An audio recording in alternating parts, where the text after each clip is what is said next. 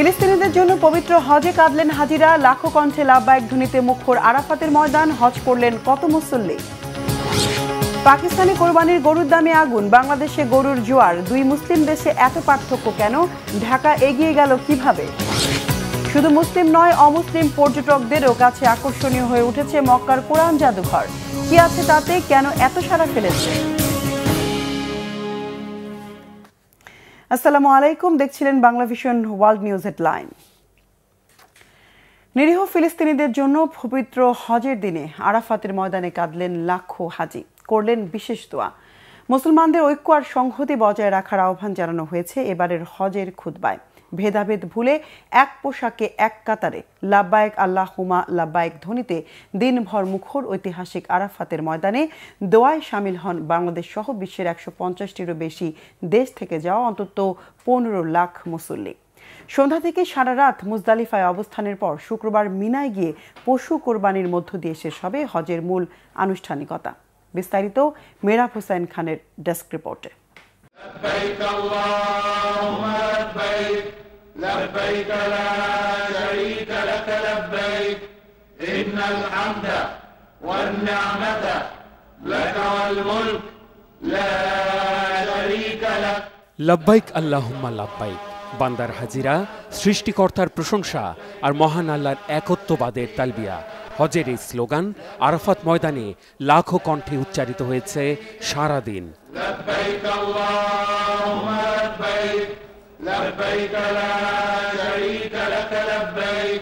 বৃহস্পতিবার ভোরে মিনা থেকে আরাফাতের ময়দানে দলে দলে রওনা হন মুসল্লিরা, যে ময়দানে বিদায় হজের ভাষণ দিয়েছেন সবশেষ নবী হযরত মুহাম্মদ সাল্লাল্লাহু আলাইহি ওয়াসাল্লাম। সূর্যাস্ত পর্যন্ত পাহাড় ঘেরা আরাফাতে থাকা হজের ৩ ফরজের একটি।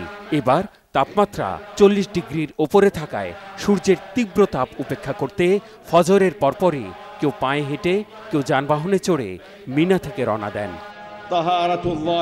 রীতি মেনে জোহরের ওয়াক্তে শুরু হয় হজের খুতবা। মসজিদে নামিরা থেকে খুতবা দেন মক্কার পবিত্র মসজিদুল হারামের ইমাম ও খতিব শায়েখ ডক্টর সালেহ বিন হুমাইদ। আমাদের তৌফিক দিন যাতে আপনার শুকর আদায় করতে পারে, আপনাকে স্মরণ করতে পারে। বাংলা, ইংরেজি, চীনা সহ ৩৪টি ভাষায় খুতবার অনুবাদ সম্প্রচার করা হয়।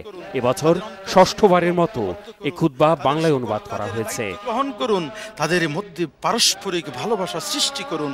অনুবাদ করেছেন মক্কার উম্মুল কুরা ইউনিভার্সিটিতে লেখাপড়া করা আলেম ডক্টর মোহাম্মদ খলিলুর রহমান, আফম ওয়াহিদুর রহমান, মুমিনুর রহমান ও নাজমুস সাকিব। আলাইহি আফদালুস সালাতি ওয়াস সালাম। হে আল্লাহ, পূর্ব পশ্চিমের সকল মুসলিমদের অবস্থা সংশোধন করুন, তাদের অন্তরসমূহকে ঐক্যবদ্ধ করুন, তাদের সকল কাজের দায়িত্ব গ্রহণ করুন। হে আল্লাহ, আমাদের ফিলিস্তিনি ভাইদের সার্বিক বিষয়ের তত্ত্বাবধান করুন, তাদের ক্ষুধার্তকে আহার দান করুন।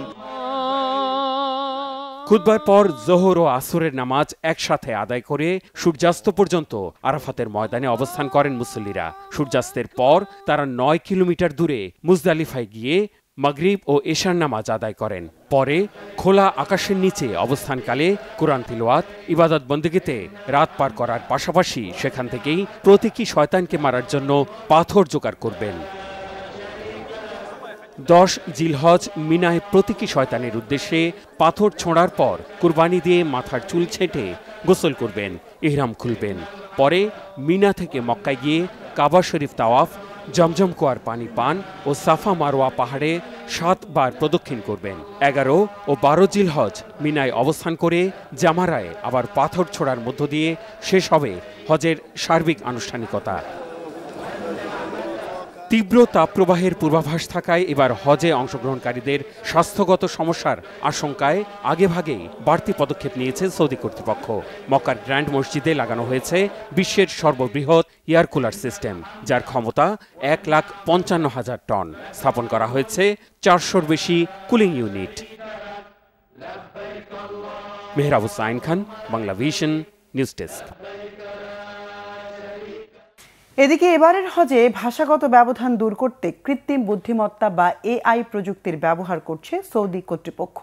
প্রতি বছর বিভিন্ন দেশ থেকে লাখো মুসল্লি হজে অংশ নেন, ফলে ভাষা ও সাংস্কৃতিক বৈচিত্র্য বড় চ্যালেঞ্জ হয়ে দাঁড়ায়। এবছর তাই এআই ভিত্তিক অনুবাদ প্রযুক্তি ব্যবহার করে সেই চ্যালেঞ্জ অনেকটাই সহজ করেছে সৌদি আরব। বিস্তারিত ডেস্ক রিপোর্টে। ইসলামের অন্যতম প্রধান একটি স্তম্ভ পবিত্র হজ। এটি বিশ্বের সবচেয়ে বড় জনসমাগমের একটি, যেখানে প্রতি বছর বিশ্বের ১৮০টিরও বেশি দেশ থেকে প্রায় ২০ লাখ ধর্মপ্রাণ মুসলমান সৌদি আরবে হজ পালন করতে সমবেত হন। নানা ভাষা, উপভাষা ও সাংস্কৃতিক পটভূমি থেকে আগত এই বিপুল সংখ্যক মানুষের সঙ্গে কার্যকরভাবে যোগাযোগ করা দীর্ঘদিন ধরেই একটি বড় চ্যালেঞ্জ ছিল। তবে এবারের হজে দেখা মিলছে ভিন্ন এক চিত্র। এবার উন্নত প্রযুক্তি ও আধুনিক ব্যবস্থাপনা দ্বারা এই সমস্যার সমাধান করা সম্ভব হয়েছে। সৌদি আরবের হজ ও ওমরা মন্ত্রণালয় জানিয়েছে, দেশটি হজের যোগাযোগ ব্যবস্থার ধরনই পাল্টে দিচ্ছে। হজে এবার ব্যবহৃত হবে কৃত্রিম বুদ্ধিমত্তা বা এআই প্রযুক্তি নির্ভর অনুবাদ ব্যবস্থা। পাকিস্তানের সংবাদ মাধ্যম দ্য ডনের তথ্য অনুযায়ী এদিকে আরাফার খুতবা ৩৫টি ভাষায় সরাসরি অনুবাদ করা হয়েছে। এর ফলে আরাফার ময়দানে উপস্থিত হাজিদের পাশাপাশি বিশ্বের নানা জায়গার কোটি কোটি মানুষ নিজ নিজ মাতৃভাষায় ঐক্য, দয়া ও বিশ্বাসের বার্তা শোনার সুযোগ পাচ্ছেন। সাধারণভাবে এতগুলো ভাষায় দ্রুত অনুবাদ করা প্রায় অসম্ভব বলে মনে হলেও এবার সৌদি আরবের ২ পবিত্র মসজিদের সার্বিক ব্যবস্থাপনা কর্তৃপক্ষ এআই প্রযুক্তির সহায়তায় সেই অসম্ভবকে সম্ভব করে তুলেছে। এদিকে স্মার্ট হজ ও ইন্ডিয়ার ল্যাঙ্গুয়েজেস নামের প্রকল্পগুলো দ্বারা হাজিদের ভাষাগত সহায়তা দেওয়া হচ্ছে, যাতে তারা নিজ নিজ ভাষায় সহজেই দিক নির্দেশনা ও তথ্য পেতে পারেন। নুসুক অ্যাপে একটি পার্সোনাল অ্যাসিস্ট্যান্ট রয়েছে, যা দ্রুত কথোপকথনের অনুবাদ করতে পারে। এর ফলে হাজিরা সহজেই সহায়তা চাইতে পারেন, নিয়ম নীতি বুঝতে পারেন ও স্বেচ্ছাসেবক বা সহায়তাকারী দলের সঙ্গে যোগাযোগ করতে পারেন। এছাড়া মানারা রোবট ১১টি ভাষায় ধর্মীয় দিক নির্দেশনা সহ প্রাসঙ্গিক ও সংবেদনশীল উত্তর দিয়ে থাকে। মাঠ পর্যায়ে শুরু হয়েছে এআই ডিভাইসের ব্যবহার। এর দ্বারা মাঠে কর্মরত টিমগুলো ভাষা ও ছবি দুটি বুঝিয়ে দিচ্ছে। এভাবে হাজিদের নিজ নিজ মাতৃভাষায় বার্তাগুলো স্পষ্ট, নির্ভুল ও কার্যকরভাবে পৌঁছে দেওয়া সম্ভব হচ্ছে। এদিকে মসজিদুল হারামে হাজিদের মাঝে কোরআনের অনুবাদিত সংস্করণ বিভিন্ন ভাষায় বিতরণ করা হচ্ছে। এতে তারা পবিত্র বাণীর তাৎপর্য নিজেদের ভাষায় গভীরভাবে অনুধাবন করতে পারছেন। হজের ব্যস্ত মৌসুমে জরুরি চিকিৎসা সহায়তা প্রদান ও ভিড় নিয়ন্ত্রণেও কার্যকর ভূমিকা রাখছে অনুবাদ প্রযুক্তি। সৌদি সরকার বলছে, বাস্তব সময়ে অনুবাদকে হজ অভিজ্ঞতার কেন্দ্রে রেখে তারা একটি বৈশ্বিক দৃষ্টান্ত স্থাপন করছে, যেখানে প্রযুক্তি ঈমানকে পরিপূরক করে তোলে, প্রতিস্থাপন নয়। অতএব ভাষা বিভাজনের সীমা অতিক্রম করে তৈরি হচ্ছে হৃদয় হৃদয় যোগসূত্র। ইফাত জাহান, বাংলাভিশন। পাকিস্তানে কোরবানির ঈদ ঘিরে গরুর বাজারে দামের আগুন। যে গরু গেল বছর ছিল ৩ লাখ রুপি, এবার সেটির দাম চাওয়া হচ্ছে ১০ লাখেরও বেশি। করাচি থেকে ইসলামাবাদ সবখানে দেখা গেছে একই চিত্র। পরিবহন খরচ আর করের বোঝায় গরুর দাম এখন সাধারণ মানুষের নাগালের বাইরে। অথচ বাংলাদেশের বাজারের পরিস্থিতি পুরোটাই ভিন্ন। ভারতের গরু আমদানি বন্ধ হলেও বাজারে কোনো সংকট নেই, বরং দেশীয় উদ্যোক্তারাই পূরণ করছে সব চাহিদা। দক্ষিণ এশিয়ার 2 মুসলিম দেশের গরুর বাজারে এমন ভিন্নতা কেন? হাফিজুল ইসলামের ডেস্ক রিপোর্টে বিস্তারিত। কোরবানির পশু কিনতে গিয়ে আকাশ ছোঁয়া দামের কারণে দিশেহারা পাকিস্তানের মুসলমানরা। সেখানে এক একটি গরুর দাম দাঁড়িয়েছে 7 থেকে 10 লাখ রুপি। ছাগল ভেড়া কিনতেও দিতে হচ্ছে দ্বিগুণ দাম। অন্যদিকে ভারতীয় গরুর আমদানি বন্ধ হওয়ায় দেশীয় খামারিরা নিয়েছে বাংলাদেশের কোরবানির বাজারের দখল। অথচ পশুর হাট থেকে খালি হাতে ফিরছেন পাকিস্তানের বাসিন্দারা। করাচি, ইসলামাবাদ সহ সবখানেই দেখা গেছে একই চিত্র। দক্ষিণ এশিয়ার 2 প্রতিবেশী দেশের কোরবানির বাজারে সম্পূর্ণ বিপরীত পরিস্থিতির কারণ কি? কেন দেখা যাচ্ছে দামের এত পার্থক্য? পাকিস্তানের বাজারে কোরবানির পশুর অতিরিক্ত মূল্য বৃদ্ধির পেছনে আসল কারণ দেশটির টালমাটাল অর্থনীতি। বর্তমানে আন্তর্জাতিক মুদ্রা তহবিলের $7 বিলিয়ন ঋণের শর্তে বেড়েছে বিদ্যুৎ, গ্যাস ও ট্যাক্সের পরিমাণ। পাল্লা দিয়ে বৃদ্ধি পেয়েছে পশুখাদ্য, পরিবহন খরচ ও সরকারি কর। এমন অর্থনৈতিক চাপে ঈদের আনন্দও হয়ে উঠেছে বিলাসিতা। ফলে বিপাকে পড়েছেন কোরবানির পশু কিনতে ইচ্ছুক মুসলমানরা। গরুর দাম আকাশ ছোঁয়া। গরু দেখে আপনি যদি মনে করেন দাম হবে 3 লাখ রুপি, সেটার দাম চাচ্ছে 7 থেকে 8 লাখ রুপি, এমনকি 10 লাখও চাইছে। আপনি নিজেই দেখেন, বাজারে বেচার লোক অনেক হলেও কেনার লোক খুবই কম। গত 2-3 দিন ধরে আমি এই বাজারে ঘুরছি। আজকে দুপুর থেকে এখানে। গত বছরের তুলনায় দাম প্রায় 2 গুণ। যে পশুর দাম গত বছর ছিল 1 লাখ রুপি, সেটার দাম এখন 2 থেকে 2.5 লাখ। বিক্রেতারা একটুও দাম কমাচ্ছেন না। গত বছরের তুলনায় দাম অন্তত 50% বেশি। একজন বিক্রেতা 1,15,000 রুপি চেয়েছিল, আমি 1 লাখ বলেছি, কিন্তু দিল না। যদি কেজি প্রতি 3,000 রুপি হিসেবেও বিক্রি করে, তাতেও এই দাম ন্যায্য হয় না। এরা অত্যাধিক দাম নিচ্ছে। পাকিস্তানে কোরবানির পশুর এমন দাম বাড়ার জন্য খামারিরা দায়ী করেছেন দেশের অর্থনৈতিক পরিস্থিতিকে। বেশি খরচে পশুখাদ্য কেনা, পরিবহন ও কর বাড়ার কারণে বাজারে আগুন বলে দাবি তাদের। গমের দাম বেশি, পরিবহন খরচ অনেক, এছাড়া করসহ আরও খরচাদি আছে। আসলে অনেকগুলো বিষয় এখানে জড়িত। স্বাভাবিকভাবেই দাম তো বাড়বে। আমরা তো আর লোকসানে বিক্রি করব না ইনশাআল্লাহ। মূল সমস্যা হলো এগুলোর পেছনে খরচ শুরু থেকেই বেশি। গবাদি পশুর খাদ্য অনেক ব্যয়বহুল। গত বছর আমি 40 কেজি তুলা বীজের খৈল কিনেছি 2,000 রুপিতে, আর এবার সেটার দাম 3,500 রুপি। গম সহ অন্যান্য খাবারের দামও অনেক বেড়েছে। পাকিস্তানের মতো সংকটের ছায়া পড়েনি বাংলাদেশে। কোরবানির বাজারে চলতি বছর দেখা গেছে ব্যাপক প্রস্তুতি। সীমান্তে কঠোর নিয়ন্ত্রণ আর নিষেধাজ্ঞায় প্রায় বন্ধ ভারতীয় গরুর আমদানি। এই সুযোগে স্থানীয় উদ্যোক্তারা গড়ে তুলেছেন বিকল্প মজুদ। প্রাণী সম্পদ অধিদপ্তরের হিসাব অনুযায়ী এবার কোরবানির ঈদকে সামনে রেখে 1,20 লাখের বেশি গবাদি পশু প্রস্তুত করা হয়েছে, যা চাহিদার থেকেও অনেক বেশি। এর ফলে স্থিতিশীল রয়েছে বাংলাদেশের গরুর বাজার। ইন্ডিয়ান গরু না আসাটাই অনেক ভালো হয়েছে আমাদের, কারণ আমাদের টাকা পয়সা আমাদের কাছে থাকবে। আমাদের এই যে অনেক টাকা পয়সা ইন্ডিয়ান চলে যায়, এই টাকা দিয়ে আমাদের সরকারের ঘাটতি পড়ে যায়। আমাদের বাংলাদেশে গরু বাছুরের আল্লাহর রহমতে ভরপুরই আছে। শুধু এই হাট না, আপনি ঢাকা শহরে বাংলাদেশের যে কোনো হাটে যাবেন, সব দেশি গরু, আমাদের কোনো ইন্ডিয়ান গরু নেই। আমরা নিজেরাই স্বয়ংসম্পূর্ণ। আমার আগের প্রফেশনের সাথে এটা যোগ করলে হয়তো ওইভাবে দুই ধরনের ভিন্ন ধর্মী কাজ, but I do enjoy this thing. আমি গরু পালন করাটাকে এনজয় করি, সো আমি এটাকে বেছে নিয়েছি আসলে আমার এনজয়মেন্ট এবং একই সাথে ব্যবসার জন্য। কোরবানির ঈদ মুসলমানদের সবচেয়ে বড় ধর্মীয় উৎসবগুলোর একটি। এই ঈদে গরু কেনা শুধু ধর্মীয় কর্তব্য নয়, বরং এক ধরনের অর্থনৈতিক লড়াইও। দেশীয় উদ্যোগ আর স্বনির্ভরতার মাধ্যমে সেই লড়াইয়ে এগিয়ে আছে বাংলাদেশ। অথচ একই অঞ্চলের প্রতিবেশী হয়েও উচ্চ মুদ্রাস্ফীতি আর অর্থনৈতিক অস্থিরতার কারণে হেরে যাচ্ছে পাকিস্তান। হাফিজুল ইসলাম, বাংলা ভিশন। উদ্বোধনের অল্প কিছুদিনের মধ্যেই ব্যাপক সাড়া ফেলেছে আল কোরআন জাদুঘর। হাজার হাজার দর্শনার্থী প্রতিদিন ঘুরে দেখছেন আর ইসলামের অতীত ইতিহাস আর বিবর্তনের বিষয়ে জ্ঞান অর্জন করছেন, সমৃদ্ধ হচ্ছেন। বিশ্বের সবচেয়ে বড় আল কোরআনের কপিটিও রাখা আছে ঐতিহাসিক হেরা জেলায় অবস্থিত এই জাদুঘরে। ধর্মপ্রাণ মুসলিম শুধু নয়, মক্কায় যাওয়া অমুসলিম পর্যটকদেরও আগ্রহের তালিকায় জায়গা করে নিয়েছে দর্শনীয় এই স্থানটি। মেহরাব হুসাইন খানের আরেকটি ডেস্ক রিপোর্ট।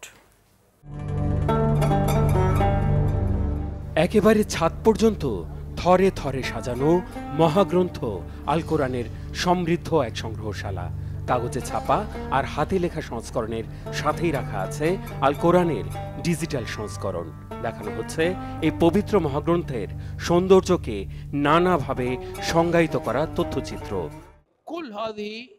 কোরআনের বৃহত্তম সংস্করণ সহ এখানে যা দেখছি তা সার্বিকভাবে ইসলামের মহত্ব প্রদর্শন করছে। উদ্বোধনের পর থেকেই স্বমহিমায় আলো ছড়াচ্ছে আল কোরআন জাদুঘর, যার অবস্থান পবিত্র নগরী কাবা থেকে 10 কিলোমিটার উত্তর পূর্বে হেরা পর্বতের কাছে হেরা কালচারাল ডিস্ট্রিক্টে, যেখানে রাখা হয়েছে আল কোরআনের প্রাচীন ও বিরল পাণ্ডুলিপি। আছে পবিত্র কাবার গিলাফ, যা কিসওয়া নামে পরিচিত। متحف القرآن الكريم تم افتتاحه في شهر رمضان الماضي افتتاحه سمو মক্কার মহামান্য ডেপুটি আমির আল মুকাররামা গত রমজানে জাদুঘরটি উদ্বোধন করেছেন। আল কোরআনের খুবই দুর্লভ সংগ্রহ দিয়ে এই জাদুঘরটি সাজানো হয়েছে। মূল লক্ষ্য হচ্ছে আল কোরআনের বিষয়ে ধারণার পাশাপাশি এর লেখনী, সংরক্ষণ পদ্ধতি আর অনন্য নিদর্শনের বিষয়ে জ্ঞান দেয়া। এছাড়া এই জাদুঘরেই রাখা আছে আল কোরআনের বিশ্বের সবচেয়ে বড় সংস্করণ।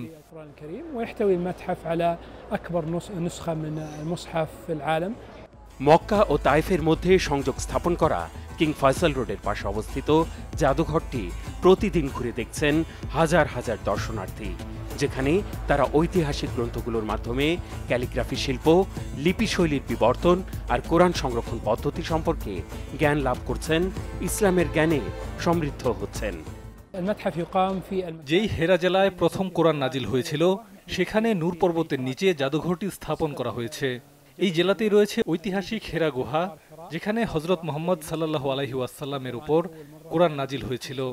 এমন ঐতিহাসিক স্থানে জাদুঘরটি স্থাপনের বিশেষ তাৎপর্য রয়েছে।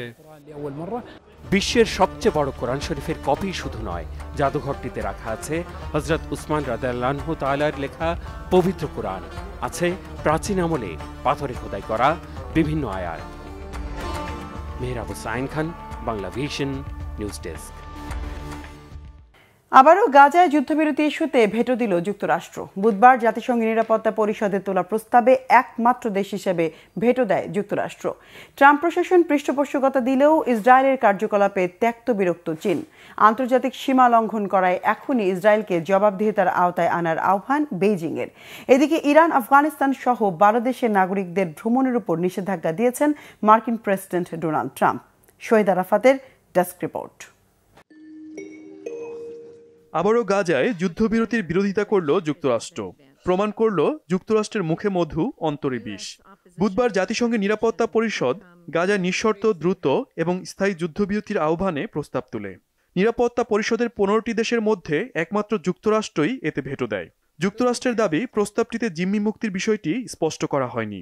এর আগেও নানা অজুহাতে গাজায় যুদ্ধবিরতির বিরোধিতা করে মার্কিন প্রশাসন। যুক্তরাষ্ট্রের স্পষ্ট বার্তা, ইসরায়েল তার নিজ দেশের আত্মরক্ষার অধিকার রয়েছে, আর সে কারণেই হামাস নিধন ও ভবিষ্যতের নিরাপত্তা নিশ্চিতে গাজায় অভিযান অব্যাহত রেখেছে। 14 votes in favor, 1 vote against, 0 abstention. যুদ্ধবিরতির ভেটোতে যুক্তরাষ্ট্রের সমালোচনা করেছেন আল জাজিরার রাজনৈতিক বিশ্লেষক মারওয়ান বিশারা।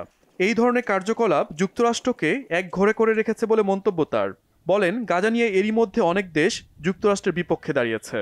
ইসরায়েলের কার্যকলাপে ত্যক্ত বিরক্ত চীন। বেইজিং বলছে, আন্তর্জাতিক আইনের সীমানা অতিক্রম করেছে ইসরায়েল, দ্রুত তাদের জবাবদিহিতার আওতায় আনা উচিত। আন্তর্জাতিক আহ্বান সত্ত্বেও গাজায় স্থায়ী যুদ্ধবিরতি প্রত্যাখ্যান করছে ইসরায়েল। নেতানিয়াহু প্রশাসন বলছে, হামাসের হাতে গাজার নিয়ন্ত্রণ দেওয়া যাবে না। তাদের নির্মূলে ভূখণ্ডটিতে হামলা অব্যাহত রেখেছে নেতানিয়াহু বাহিনী। অবরোধ দিয়ে সব ধরনের ত্রাণ সরবরাহ বন্ধ রেখে মৃত্যুর দিকে ঠেলে দিচ্ছে ফিলিস্তিনিদের। এই পরিস্থিতিতে একদিনে প্রাণ হারিয়েছে শতাধিক ফিলিস্তিনি। মৃত্যুর সাথে লড়াই করছে আরও শত শত গাজাবাসী। এদিকে যুক্তরাষ্ট্রের নিরাপত্তার কারণ দেখিয়ে ইরান, আফগানিস্তান, মিয়ানমার সহ 12 দেশের পর্যটকদের ওপর ভ্রমণ নিষেধাজ্ঞা দিয়েছেন মার্কিন প্রেসিডেন্ট ডোনাল্ড ট্রাম্প। নিষেধাজ্ঞার মধ্যে থাকা অন্য দেশগুলো হলো Chad, Congo, Equatorial Guinea, Eritrea, Haiti, Libya, Somalia, Sudan ও ইয়েমেন। বলা হচ্ছে, দ্বিতীয় মেয়াদে ক্ষমতা গ্রহণের পর ট্রাম্প প্রশাসনের অন্যতম বিতর্কিত পদক্ষেপ এটি। ট্রাম্প আরও 7টি দেশের ওপর আংশিক ভ্রমণ নিষেধাজ্ঞা আরোপ করেছেন। দেশগুলো হলো Burundi, Cuba, Laos, Sierra Leone, Togo, Turkmenistan ও ভেনেজুয়েলা। আগামী সোমবার থেকে এই দুটি নিষেধাজ্ঞা কার্যকর হওয়ার কথা রয়েছে। Shahid Arafat, Bangla vision, news desk. বিশেষ প্রযুক্তির নতুন এক ধরনের ওয়ারহেড উদ্ভাবন করেছে ইয়েমেনের হুথি গোষ্ঠী। মাঝ আকাশে আঘাত হেনে ভূপাতিত করা হলেও এই ওয়ারহেড প্রাণঘাতী বিস্ফোরণ ঘটাতে সক্ষম। এক টেলিভিশন বার্তায় এই তথ্য জানিয়েছে হুথি গোষ্ঠী। নতুন এই ওয়ারহেড ভাই মিসাইল ইসরায়েলের আয়রন ডোমের জন্য বিশাল এক চ্যালেঞ্জ আকারে হাজির হবে বলে মনে করা হচ্ছে। এতে করে মধ্যপ্রাচ্যে চলমান সংঘাত নাটকীয় মোড় নিতে পারে। হিজল জোবারের ডেস্ক রিপোর্টে বিস্তারিত। ইসরায়েলের সামনে কঠিন এক পরীক্ষা ছুড়ে দিয়েছে ইয়েমেনের হুথি বাহিনী। এমন একটি অত্যাধুনিক ওয়ারহেড উদ্ভাবন করেছে তারা, যেটি ইসরায়েলের তথাকথিত অপরাজেয় আকাশ প্রতিরক্ষা ব্যবস্থা আয়রন ডোমকেও নাস্তানাবুদ করতে পারবে। বলা হচ্ছে, মাঝ আকাশে বিধ্বস্ত করে ভূপাতিত করা হলেও ভয়াবহ ও প্রাণঘাতী বিস্ফোরণ ঘটিয়ে ভূমিতে অবতরণে সক্ষম এই ওয়ারহেড। ফলে কিভাবে এর হাত থেকে রক্ষা পাওয়া যায় তাই হয়ে উঠেছে উদ্বেগের বিষয়। 3 জুন এক টেলিভিশন বার্তায় মিসাইলবাহী এই ওয়ারহেড উদ্ভাবনের কথা জানিয়েছে ইয়েমেনি প্রতিরোধ গোষ্ঠী। ইরানের রাষ্ট্রীয় গণমাধ্যম প্রেস টিভি জানিয়েছে এই ওয়ারহেডে এমন প্রযুক্তি ব্যবহার করা হয়েছে যাতে করে আকাশে বিধ্বস্ত হলেও এটি বিস্ফোরিত হতে পারে এবং চারপাশের ব্যাপক ক্ষতি সাধন করতে পারে। সেই বিস্ফোরণ ঠেকানোর সক্ষমতা আয়রন ডোমের নেই। এতে আয়রন ডোম হতচকিত হয়ে পড়বে। প্রেস টিভি আরও জানায়, যখন এই ওয়ারহেড বিস্ফোরিত হয় তখনই চারপাশে শার্পনেল ছড়িয়ে দেয় তা। এসব শার্পনেল প্রাণঘাতী। ইয়েমেনি যোদ্ধারা বলছে বিস্ফোরণ কৌশলের মাধ্যমে আকাশ প্রতিরক্ষা ব্যবস্থাকে ফাঁকি দিতে সক্ষম এই ওয়ারহেডবাহী মিসাইল। যখনই বহিরাগত কোনো কিছু দ্বারা আঘাতপ্রাপ্ত হয় সে সময় প্রক্সিমিটি ফিউজ প্রযুক্তির সাহায্যে বিস্ফোরিত হয় এটি। সর্বোচ্চ ক্ষতিসাধন নিশ্চিতে এই প্রযুক্তি কাজে লাগানো হয়েছে বলে জানিয়েছে হুথিরা। এমন এক সময় ইয়েমেনি যোদ্ধাদের কাছ থেকে এই ঘোষণা এলো যখন একের পর এক মিসাইল হামলায় তারা ইসরায়েলকে ব্যাপক উৎকণ্ঠায় রেখেছে। মার্চ থেকে এখন পর্যন্ত অন্তত 44টি হাইপারসনিক মিসাইল হামলা চালিয়েছে তারা। গত 2 সপ্তাহের মধ্যেই অন্তত 9 বার মিসাইল হামলা হয়। 2 জুন তাদের ছোড়া মিসাইলের ফলে ইসরায়েলের অনেক অঞ্চলে আতঙ্ক ছড়িয়ে পড়ে। মধ্য ও দক্ষিণ ইসরায়েল, জেরুজালেম ও পশ্চিম তীরের দখল করে রাখা অঞ্চলগুলোতে একটানা বাজতে থাকে সতর্ক সাইরেন। সে সময় কয়েক মিলিয়ন মানুষ নিরাপদ আশ্রয়স্থলের দিকে ছুটতে থাকে।